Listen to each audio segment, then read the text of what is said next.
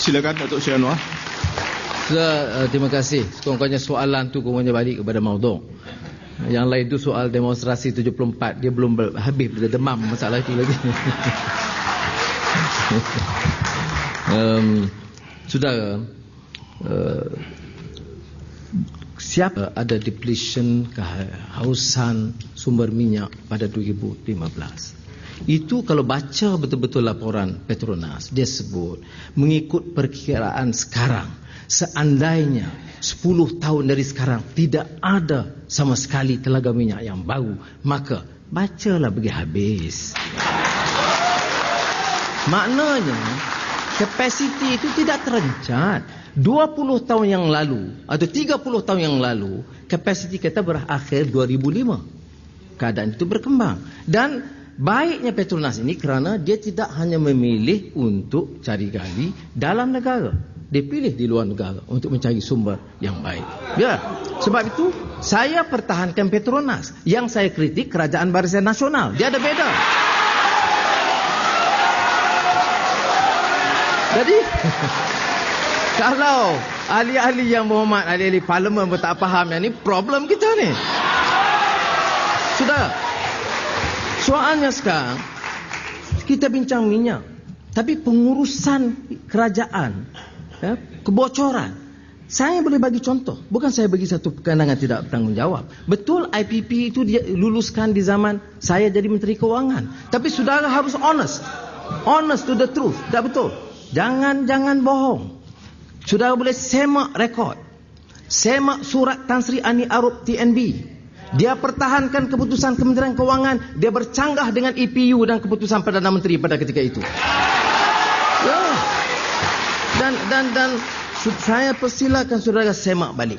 Kita tidak bersetuju dengan harga yang ditetapkan. Itu sebabnya mengapa Tan Sri Ani Arup meletak jawatan sebagai pengurusi TNB. Sudah. Tetapi tak apalah. Datuk Sabri kata Anwar salah. Tahun 1990. Dan kamu buat apa tahun 2008 ni? Sekarang ini dalam keadaan permulaan perjanjian IPP, capacity reserve 10-15 tahun dulu, sekarang kita teliti balik. Untung IPP ini berbilion. Dan Petronas itu kerugian, termasuk TNB, kerana beban perjanjian IPP. Sebab itu harus diteliti semula. Saya menganggarkan, kalau kita teliti semula, selain 2 bilion reserve capacity, kita boleh jimatkan 1 bilion lagi. Dari kadar 3 bilion. Kita hanya perlu 2 bilion. Tengok bagaimana kerajaan uruskan pemberian diesel. Diesel yang bocor, penyeludupan dan penyelewengan. Berapa? 700 juta ringgit satu tahun. Kemudian kerajaan tubuh syarikat kroni, Teras Kimia. 117 juta ringgit. Dah lah rugi 700 juta. Ambil syarikat geng dia, bantu pula. Jadi ini sebab, saudara. Ini saya minta dengan baik, dengan ikhlas. Betulkan ini. Kalau kita dapat jimatkan yang ini, dia setiap proses satu persatu kita boleh jimatkan. Ini yang disebut tiris dan bocor. Dan sekiranya ini dapat dilakukan, kita lihat ini dari segi kerangka ekonomi makro keseluruhannya. Sudah boleh bangkitkan umpamanya, ini pendekatan naik minyak mendadak ini. Cadangan siapa? Ini preskripsi IMF World Bank. Ya. Dan beri satu contoh. Jangan guna ini sebagai istilah politik biasa. Saya sedia debat soal krisis ekonomi 1997, 98 dengan pakar ekonomi lain pun tak apa.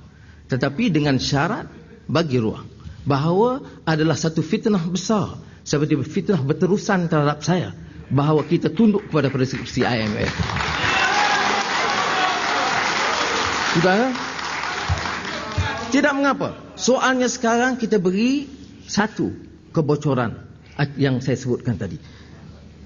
Petronas umumkan ada dividen khas selain daripada puluh-puluh bilion tadi ni, dividen khas tahun ini kepada kerajaan sebanyak 6 bilion. Tak bolehkah saya ambil 1 bilion untuk tampung supaya kos minyak turun 50 sen?